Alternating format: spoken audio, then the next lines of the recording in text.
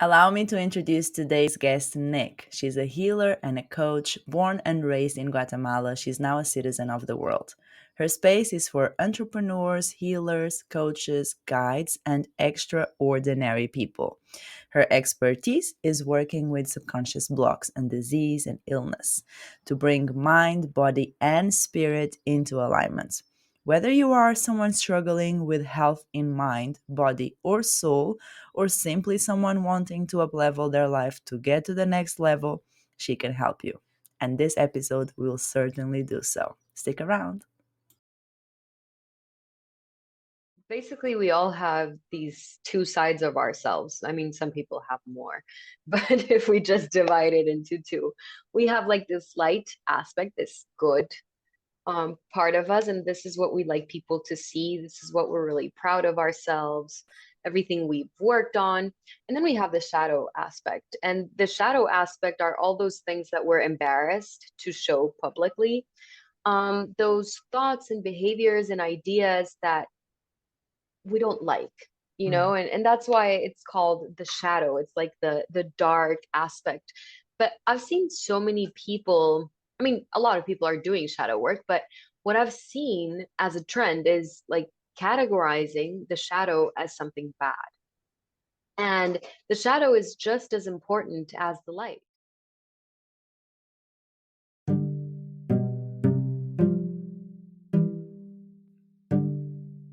Welcome to the Mindful Introvert podcast. I'm Joe, your guide from mindfulintrovert.com, on a mission to inspire and empower you. As an inner peace and abundance coach, I'll help you slow down, trust your intuition, and explore spirituality for a more peaceful life. Ready to be empowered? Let's dive into today's episode and embark on your journey to self-discovery and fulfillment.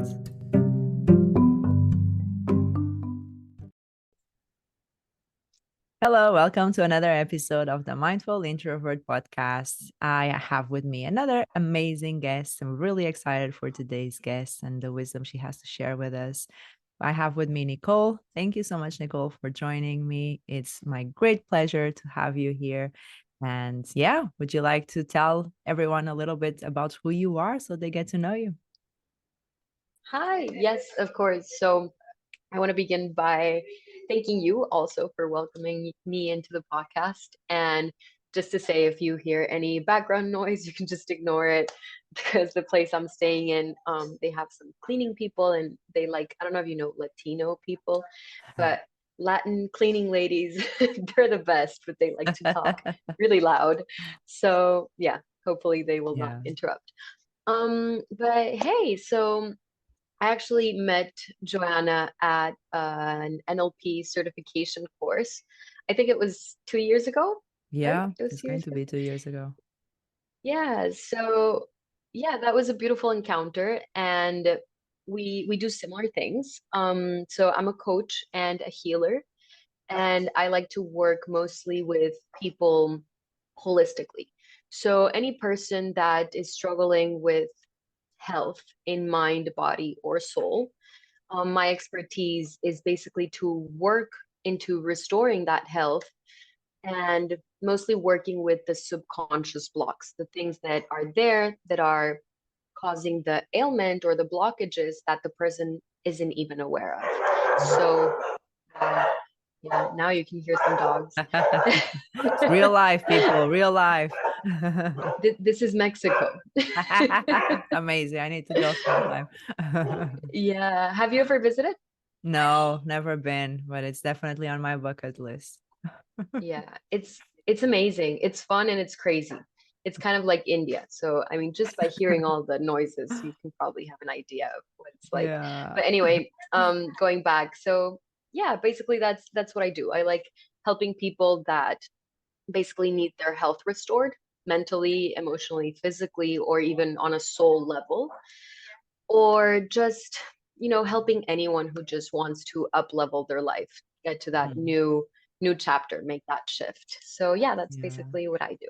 Yeah, I love that holistic approach. And you have a very good energy, just feeling very calming energy from you. So I'm sure that you get amazing results to your clients. So what would you Thank you. say, what would be this, because for everyone, I'm sure that everyone understands the idea of a limiting belief, and obviously sometimes we feel stuck, but we're not aware of those blocks like you were saying. So what would you say are some of the most common blocks that people come to you with? Oh, wow. Okay, so mostly, and that's actually what I have moved my point of focus towards, because that's what I see people that gravitate towards me need the most. So I would say beliefs that are blocking people or creating obstacles, especially in the area of health. So I like to work a lot with people who have dis-ease, any type of Mm, disease or illness. So get mm, into like the really deep stuff. And this actually, the beliefs here play a core role in making a person ill.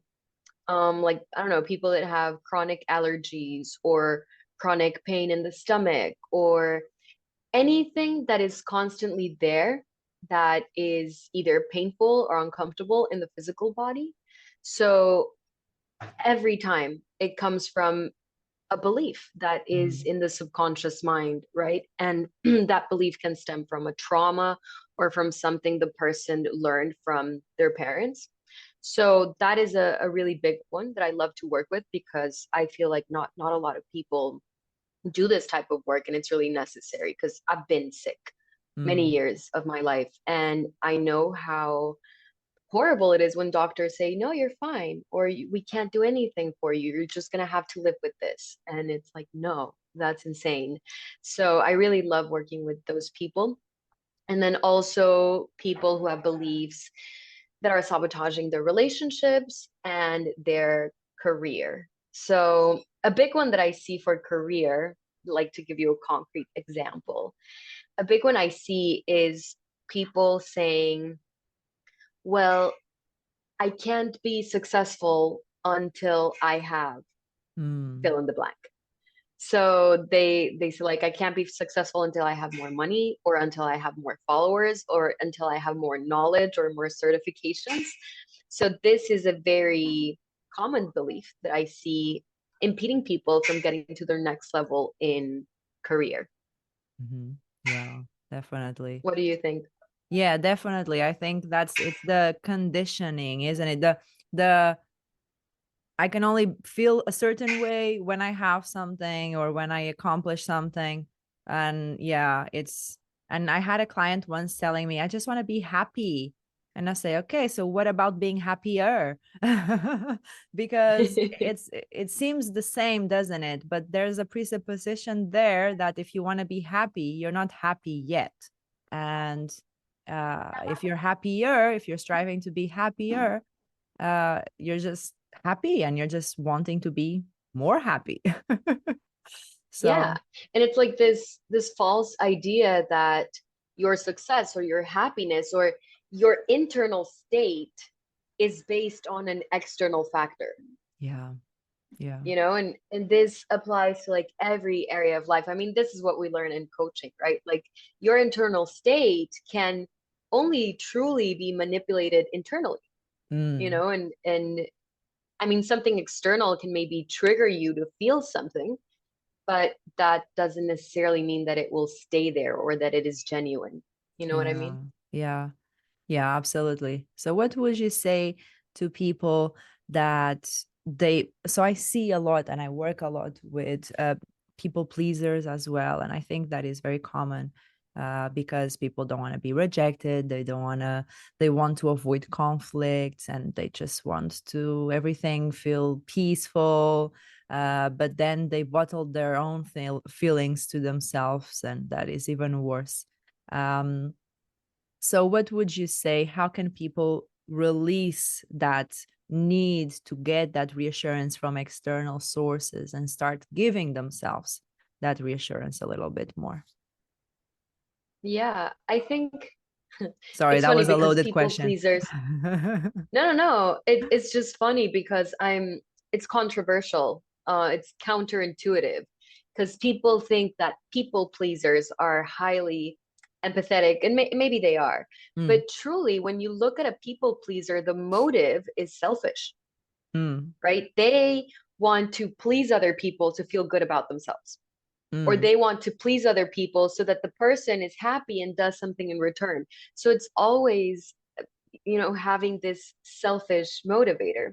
mm, And I would say with people pleasers is first acknowledging that, because a lot of them don't want to even accept that they have this selfish part within themselves, and we can all be selfish, right? We all have selfless and selfish parts. mm-hmm. But I think first of all, it's like seeing that, acknowledging it, and then saying, okay, so what do I want to get out of this person responding in X way towards me, right? And Mm-hmm. maybe it's feeling seen or feeling heard. So then asking yourself, like, what can I do to feel more seen, to see myself more, or to hear myself more? And I think this is something that, I mean, it's fairly easy to say, but it's a whole process when you actually do it and you actually start. I don't know, you can do it through journaling or coaching. Um, but I think it's really about just going inwards and reflecting on why you're doing Mm, these things. What's the motive? And then how you can give that feeling that you're seeking to yourself instead of, wow. selfishly manipulating Yeah. other people to get that feeling. And we go back to the same thing, like looking for something external to feel something internally instead of just bringing it Mm-hmm. out from the inside. Yeah, yeah. Well, how would you help someone that just is struggling, or they don't like, or they don't even know their inner world? That's a big one. I think that's something that takes time.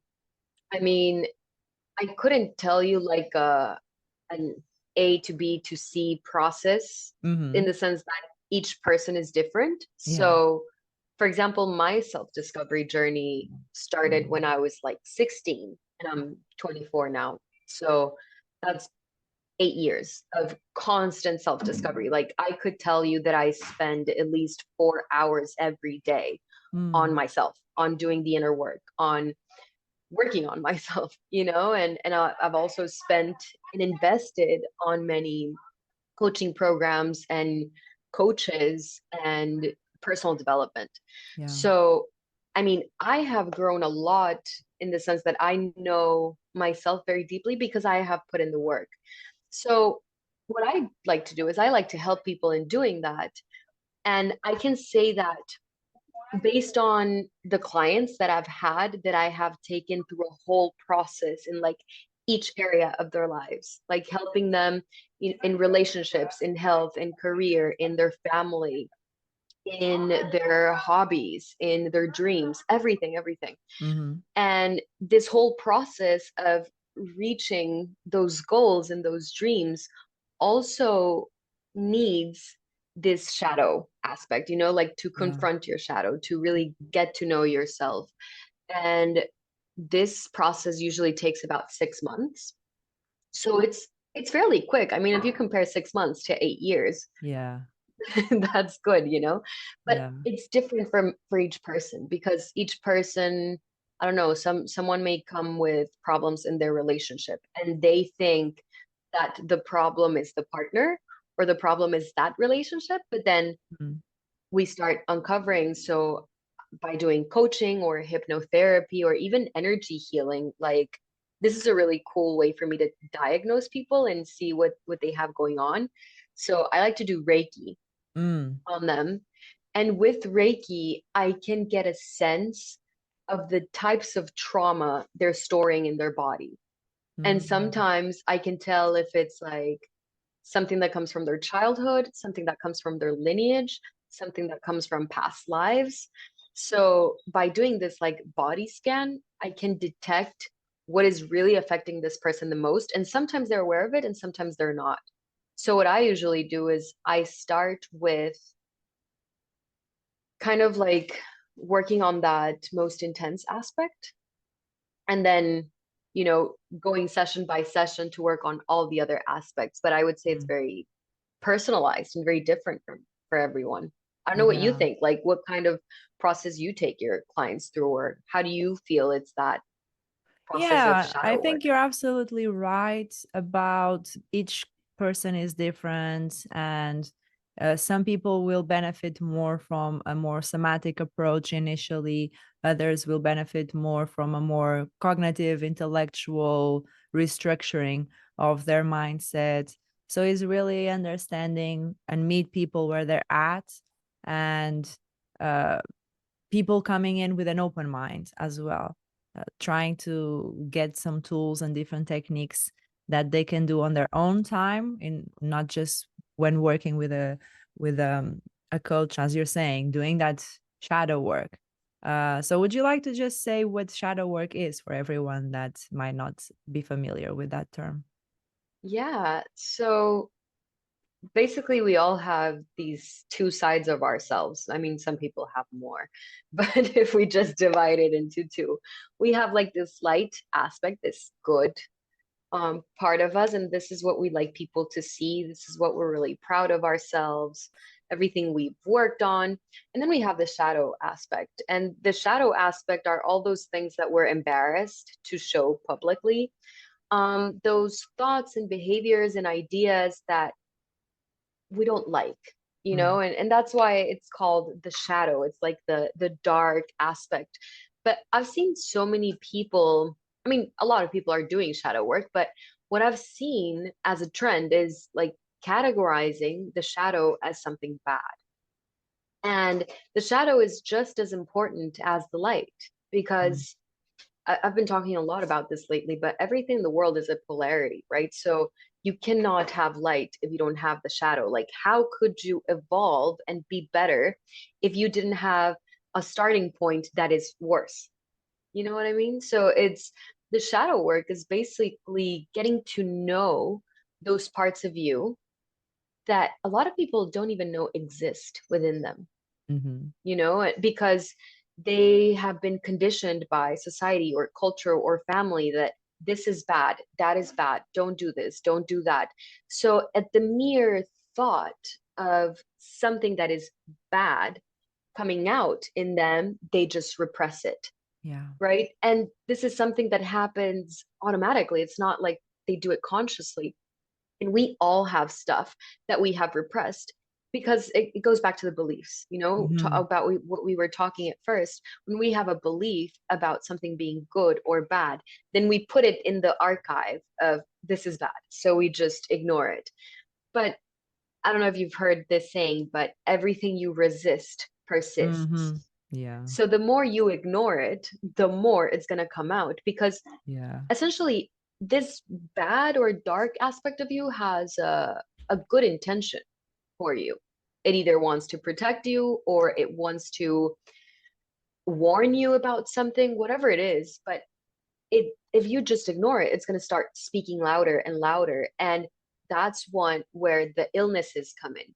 That's Mm-hmm. where the sabotaging patterns in relationships, the bad communication, that's when it all comes in. And it stems from the belief, and then the belief turns into an action or a behavior. And that's what I think why working with beliefs is so important. But there are beliefs that people are not even aware of, and that's Yeah. in the shadow, in the dark aspect. So that is the shadow work, Yeah. learning those things about yourself and working through them to then evolve. I mean, that's my complex definition of it. I don't know what you think. No, I would say the same thing. And I would say that some people have a lot of fear of just the term shadow, darkness. It's that uh, just space of the unknown and uncertain and unfamiliar. And it's very, very frightening for some people, and sometimes, especially because something can come up and we don't know, we don't have a sense of control of what it can be.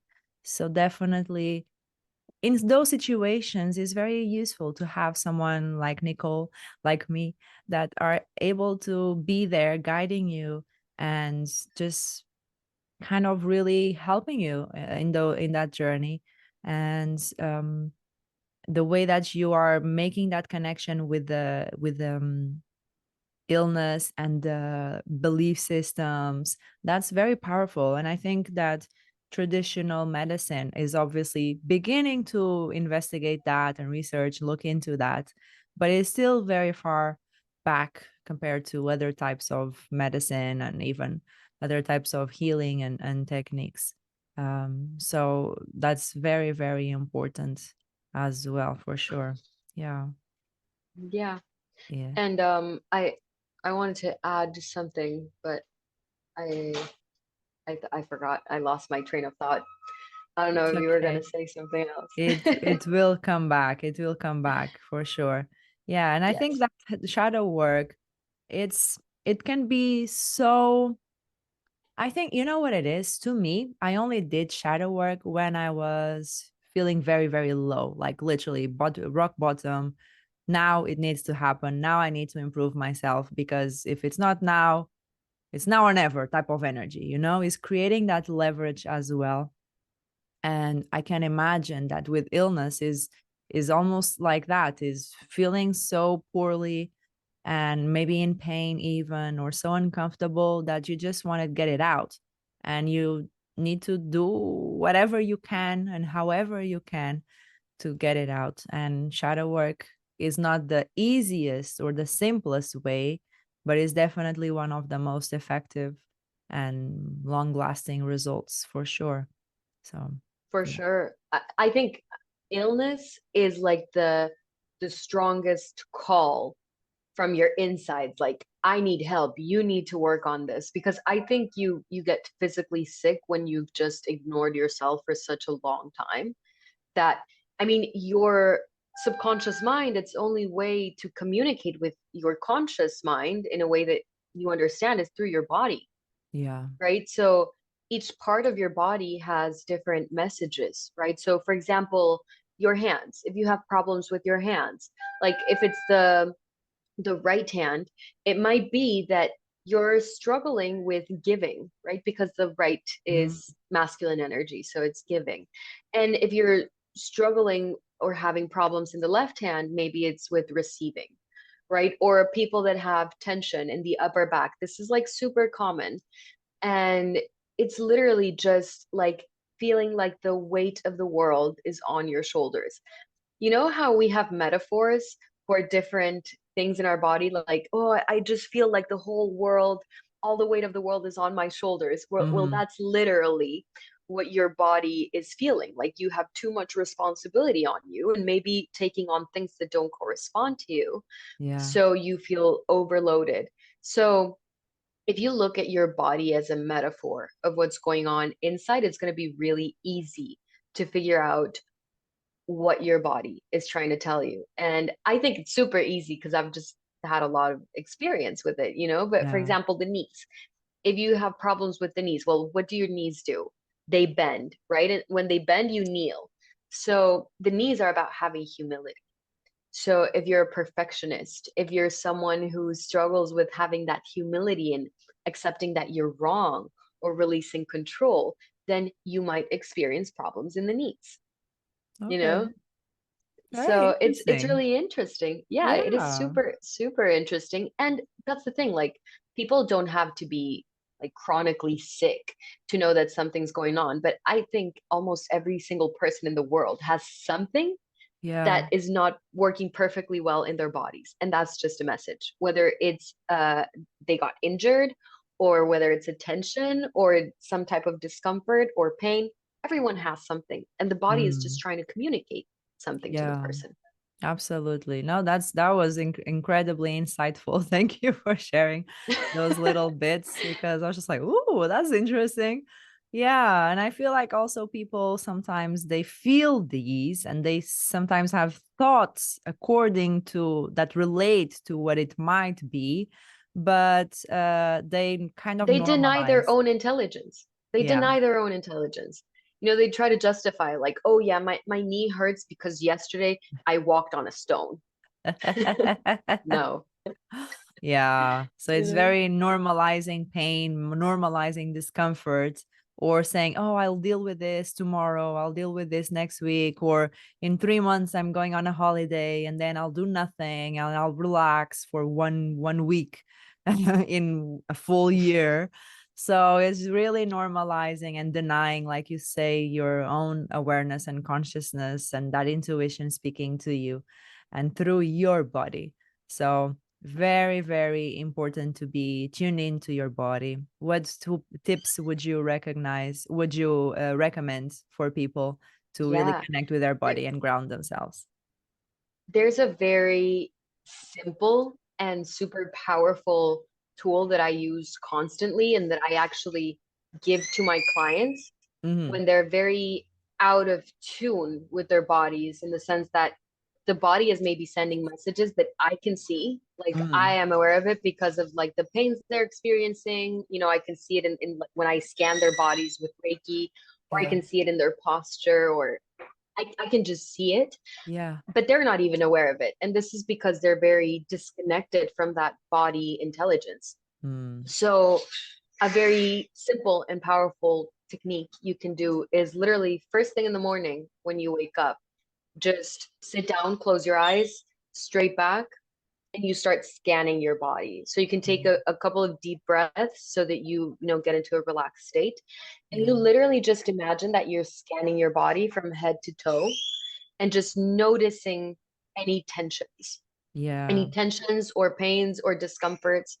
And this is something that we do in yoga a lot.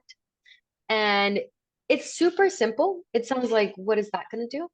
But literally, when you just give yourself the time to listen to your body, literally the tension just dissipates. It goes because its intention of being there is just to send you a message. But when you Yeah. allow the time to listen to that message, whether you understand it consciously or not, just by giving yourself that time, the pain goes away.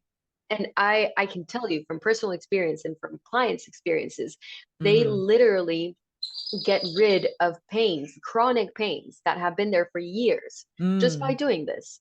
And you just literally, so when you're doing the body scan, if there is a part that has tension, so you go to that, maybe you have a lot of parts that have tension or discomfort. Mm-hmm. So you go to that first part that is like the strongest one. And you literally just stay there, focusing on that part, and you just keep breathing, and you're just putting your awareness on that part, listening to it. And sometimes it talks to you, like Mm-hmm. sometimes it's there, it has like this consciousness of its own, and it starts saying things like, you know, I feel this, I feel that, you shouldn't be doing this. Or Mm. sometimes it just doesn't say anything, but you just being there with it starts going away. And Yeah. something that I can say is that at first it can intensify a little bit, but then it will start going down. So it's just about Mm. maintaining your breath, maintaining your calm, and just leaving your awareness there until the pain or the discomfort is gone. And then you can go to the next place. And Yeah. this is an amazing technique. Yeah, I love that. I'm writing this down. I love that. Have you tried this? Yeah, I actually have a body scan meditation here on the podcast. I'll probably link it in the show notes. It's like a Cool. 10 minutes fully relaxation body scan. So yeah, I do that sometimes when I'm struggling to sleep. That is a very good way for me to do it, but I need to do it more because Yeah. definitely. And I like the disclaimer of when you say that it might get intensified a little bit more at the beginning, but focus on the breathing, work through it. So that is an important thing that people need to Yeah. be aware. Yeah. Yeah. Because sometimes people are like, no, this is hurting more. Fuck this, you know, and they get out of it and then it just hurts more. So you Yeah. need to stay there. But I've literally Yeah. gotten rid of headaches and like really intense pains with that. Yeah, no, that's amazing. I like breath work as well a lot. And I Yes. remember the first time I did a very masculine energy type of breath work, my hands, and good thing that I was warned by this because if not, I would freak out. My hands literally just became like this, and I couldn't open up my hands because I was so, I don't know, so tensed up. And I think it's actually a term. They actually call it like, I don't know, lobster hands or whatever it's called, claw hands or something like that. I don't know. It's something weird that happens when you hyperoxygenate yourself to a point that your muscles just don't know what they're doing. Like, what the hell? So much Wow. oxygen. What's going on? So yeah, that's some somatic techniques like those can be really helpful for people to work through this. So yeah, but I would like to know a little bit, obviously, if you are willing to share a little bit more about your journey, what led you to start that that path and wanting to heal people and wanting to heal yourself as well. Yeah, tell us about it. Yeah, of course. So I had a really rough childhood, but mostly teenage years, like very, very tough. Um, I just I had a lot of shit going on mentally, Mm-hmm. and I've always felt like more advanced than people my age. So you know I'm 24, right? People usually think I'm like, if they don't see my face, they would think I'm like 30, but when they see my face, I have a baby face, so Yeah. they know I'm young. But I've been 26 in people's eyes since I was 19. Mm, Um, and always, like always, when I was 14, I would hang out with people that were 18, so I was always like in a different level per se than people my age. yeah. And okay, so in my teenage years, I went through a lot of dark stuff. I went through suicide thoughts. Mm, I had anorexia. I I mean, people would have categorized it as mentally ill. But really, I was ill on a soul level. mm, And this is something that I love to bring awareness on, because you were asking about how do you start the journey with people. And usually I start with the soul. And it's the yeah. most overlooked one, right? Because people want to fix their minds or their relationships or their emotions or their physical body. But really, when those are bad, it comes from the soul most of the time. And I just see a world that is soully ill. Mm, I don't know how to explain it, but people are ill from the soul. And what is this? When you're ill from the soul, you're just disconnected from life itself. You're disconnected from your purpose, from your drive, from what you like, from your values, your roots. And this was me basically. I was pissed at my family. Like I didn't like my family. They were assholes to me, really, because I've always been like the black sheep. And mm, I was born in a very Catholic, extreme Catholic environment. So like my grandma used to tell me I was going to go to hell for doing yoga. mm, Yeah. So mm, it was bad. I had all these thoughts, all these things going on in my mind. And I literally had like a couple of existential crises when I was 14. 14, I think, was like my critical point. I was starving myself, literally lost my period, um, going to the gym every day. Like I just wanted to achieve this perfection of body, mhm, of like physical body. But I was just so disconnected from everything, and no one really understood me. No one knew about it. I wouldn't open it up to anyone. And when I was like 15-ish, 16 or so, my mom got really worried. And she was like, mhm, "What the fuck? You haven't been eating, blah blah blah." And she took me to a hormones doctor, and she said, "You have fucked yourself up big time." mm, And she gave me this like diet to recuperate, and bring my systems back to normal. And of course that would take time. And my parents were pretty absent, so I think my mom kind of felt really bad that she mm, wasn't aware of what was happening to me. So, but when she was there, she was very sweet, and now we have a beautiful relationship, but it was just shitty when I was growing up. And she recommended I did yoga. She was like, mm, "Hey, I'm going to this yoga place, and I think you would really, really like it. Do you want to go to a couple of classes?" And I said, "Sure." So I started going to yoga, and yoga was literally the thing that opened the door to me to meet my soul, and start healing on a soul level, which Yeah. then in turn healed my mind and my body. Mm. Um, and then, I mean, throughout my teenage years, I would say from when I was 8 years old, I started getting migraines. Mm. So when I was like 13, 14, 15, I would get sick often. Wow. And medicine wouldn't do much to me. So my mom gave me this book that was about metaphysical reasons for disease, like what is happening energetically that is causing these diseases in you.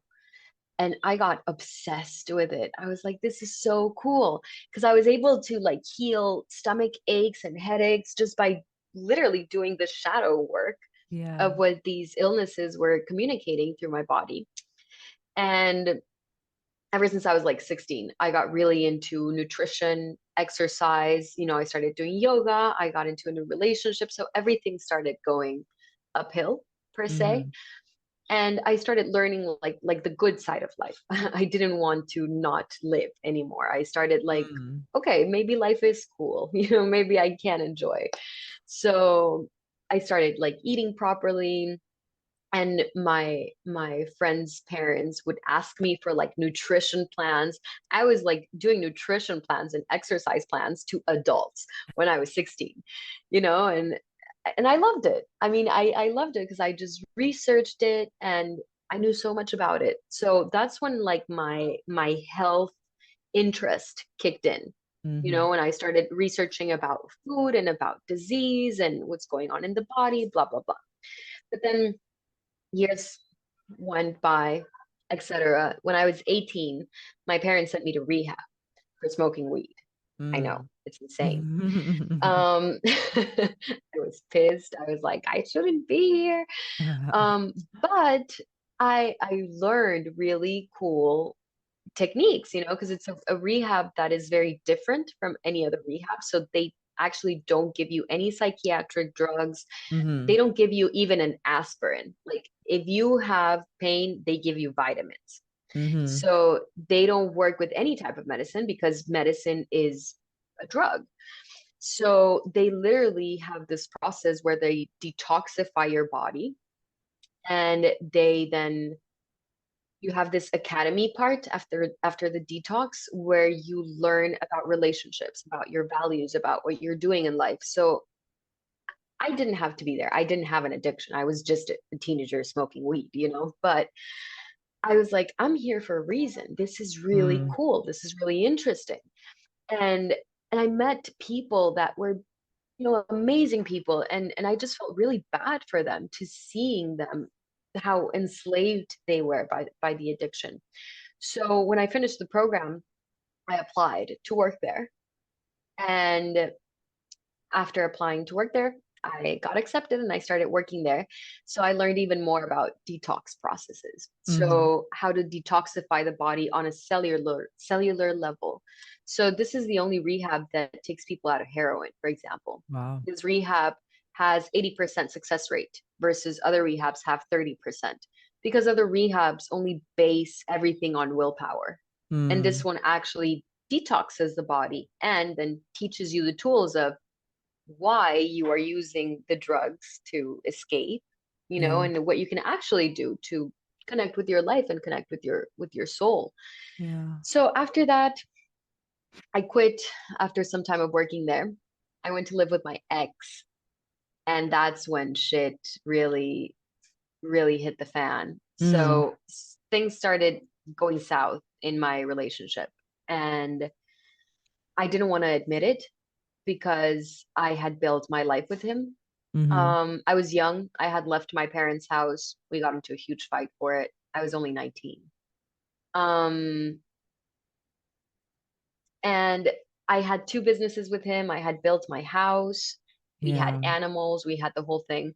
So I didn't want to admit that the relationship wasn't working. Yeah. And I was highly intensely ignoring my body. Mm. So I started getting really sick. Like I got a year of migraines that would last 3 days. And I would Wow. just throw up from the pain. I couldn't eat. I couldn't even sleep because of the migraines. Yeah. It was so bad. It was so, so bad. Um, Doctors couldn't do anything. I got tests done. Everything was fine. Like my blood levels, everything was fine. And doctor said, we can't help you. I Wow. went with more than five doctors. Mm. And my mom, she does NLP. So I said, Mom, look, I need you to help me. Like, I need you to figure out what's going on with me. So we had a session where we spoke with my unconscious mind and to figure out what was causing the migraines.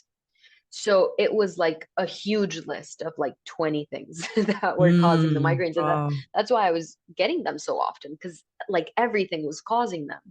Yeah. And I feel like every person has their organ that really like blasts when it's trying to send a message. Mine is just the head.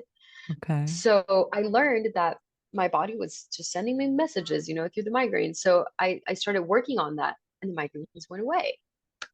And and I actually went with a girl that does acupuncture and she said your kidneys are fucked. And funny enough, Mm. your kidneys cleanse your blood, right? They make sure your blood is circulating properly. So what was happening is I felt stuck in my life. I couldn't move forward. I couldn't move back. I couldn't move. I didn't know what to do. I was frozen. So Mm-hmm. my kidneys froze and they couldn't circulate my Wow. blood properly. And oxygen wasn't getting to my head. So that was causing and making the migraines worse. And I literally had like golf sized uh, balls on my head from the tension. Like Wow. literally, I had bumps. And I went to like the physiotherapist, and he said, I would have to shave your head to actually massage these and remove them. So Wow. I can't do that. You need to do hydrotherapy. And so I was like, detoxing my body, working on like the physical level, because physically I was fully fucked, Yeah. mentally also, in my relationships also, like I had to just start working on everything. And I was able to heal myself and to get myself out of a really intense sickness I got myself in. And when I did that, I said, wow, this is amazing. People need to know about this. I need to do this for people. Yeah. So that's when I got certified on NLP. And I started combining that with Reiki and with Ayurveda. And that's why I heal people holistically, because I realized, when you have one problem, whether it's mental, physical, emotional, spiritual, whatever, it contaminates all the other layers. So you can't just work on one, you need to work on the root, but also work through all the side effects Yeah. that were provoked by that root. Yeah. So yeah, that's my journey. Wow, that is wild. So inspiring. Thank you for telling us all of that because that is truly evidence that it's all in the meaning that you give to things. No matter how terrible they are, you can attribute a different meaning that is going to help you do good for yourself, for others. So we don't have to live the trauma, relive the trauma, stay in the trauma. We can you clearly did. You went through situations that were not the best and not comfortable at all and quite uh, actually negative, and you made the best of it. And so that's very inspiring. I would love to hear Yeah, that story because thank you. it was truly, truly inspiring. So how can people connect with you? How can they learn from you, work with you? Tell us how they can reach out to you. Yeah, of course. So my main point of contact is always Instagram. It's just the easiest for me. So you can find me at Nic The Guru on Instagram. And yeah, people can just send me a message, and there in my bio, I just have my website linked. Mhm. So if anyone wants to book a session, a discovery call, or anything, they can just book it there. I have mentorships available. So it's like group coaching. I have one-on-one sessions. I'm also going to start doing in-person events. So kind of like retreats around the world. Right now, I have one planned for September. I'm going to be doing yoga and hypnosis with another person, Michael Carroll, the founder of the London Hypnosis Academy. So we're going to be hosting a 1 week retreat in Bali. Ooh, But I hope, nice. yeah, it's exciting. But I hope I can start doing more in-person events just because I love connecting in person. Mostly everything that I do is online. I work with people in Zoom because I travel so much. So I just have, Yeah, clients all over the world. So Zoom is like my where I work. But I actually want to start doing more in-person events. So I yeah, guess going to the places where I have more people working with me and then doing workshops with those people. yeah. So Yeah, maybe one day you come to the UK or even Portugal. That would be amazing. yes, yes, I'm actually thinking of going to Portugal. I think I'll be there in May and June, but it's Mhm. to be confirmed. Yeah, yeah. Okay, well, maybe sometime the universe will align and we'll maybe do some sort of retreat or something cool together or just see each other in person. That Yes. would be really So cool. so are you in the UK all the time, or do you go back and Yeah. forth I between go to Portugal? Portugal sometimes for holiday visiting my family, but I'm based in UK for sure. Yeah. Okay. Well, I've never been to the UK, so maybe I can plan something Yeah. this year. It would be amazing to meet Yes, again. absolutely. Absolutely. Absolutely. Well, it was wonderful having you here. Do you want to maybe have some, maybe one key takeaway that people can take home with them uh, and summarize what we talked about? Yeah, I would say stop denying your own intelligence, and if your body is connecting with you and trying to message something to you through a discomfort, a pain, or anything, don't ignore it, because it's there for a reason. And if you ignore Yeah. it, it can just get worse. And it's actually working for you. So if you have a pain, an illness, or a discomfort, actually be grateful for it instead of being Yeah. angry at it, and listen to it, get the lessons, and Yeah. move forward from that. Yeah, I love that. Yeah, there's actually a book that I was just remembering that is called The Wisdom of Anxiety. And Mm, it talks about that as well. It talks about how anxiety, pain, certain symptoms and signs that we have, they have a certain wisdom, or not a certain, a lot of wisdom. So it's very yeah, important to pay attention to them. Yeah. yeah. Thank you so And much. actually, Oh, sorry. Yeah, go ahead. something Yeah, I yeah, just yeah, want to yeah. say something before we finish. Some people think that shadow work is just when you're feeling like shit or when you've hit rock Mm, bottom. But yeah. also, if you want to live a truly blissful, fulfilled, and happy life, everything is a spectrum, like I said at the beginning. So if you want to be here having an orgasmic, amazing life, you need to also be able to confront and feel the shittiest and Mhm. darkest aspects. Because if you're only dipping your toes in the discomfort, like, oh, I'm feeling a little bit of pain, but I'm not going to go all the way in, then you're just going to feel a little bit of happiness, but you're Yeah. not going to go all the way in. So people who really want an amazing life, a pleasurable life, then that's why it's important to do the shadow work. It's not just to not feel uncomfortable, but it's Yeah. also to live an amazing life, Yeah. So it's a choice. It's not something necessary. It's something you do because you want to be better. Yes, and I like that you say it's a choice and people can choose. It's within their power and their reach to choose to live like this. Yeah. Yeah. Thank you. It was wonderful, very inspiring and insightful conversation. It was lovely to have you here, Nicole. Thank you so much. Thank you. Thank you. Mwah. Thank you. And everyone, I'll see you on the next episode. Bye. If you are fully committed to your growth, I invite you to book a free inner peace assessment call with me to create an action plan to manifest a life worth living with more inner peace and self love. For more inspiring content, follow me on Instagram at Coach Joanna Calado and subscribe to my YouTube channel at The Intuitive Being. I will leave everything in the show notes so that you do not miss a thing. I'll see you on the next episode, and until then, slow down and trust yourself.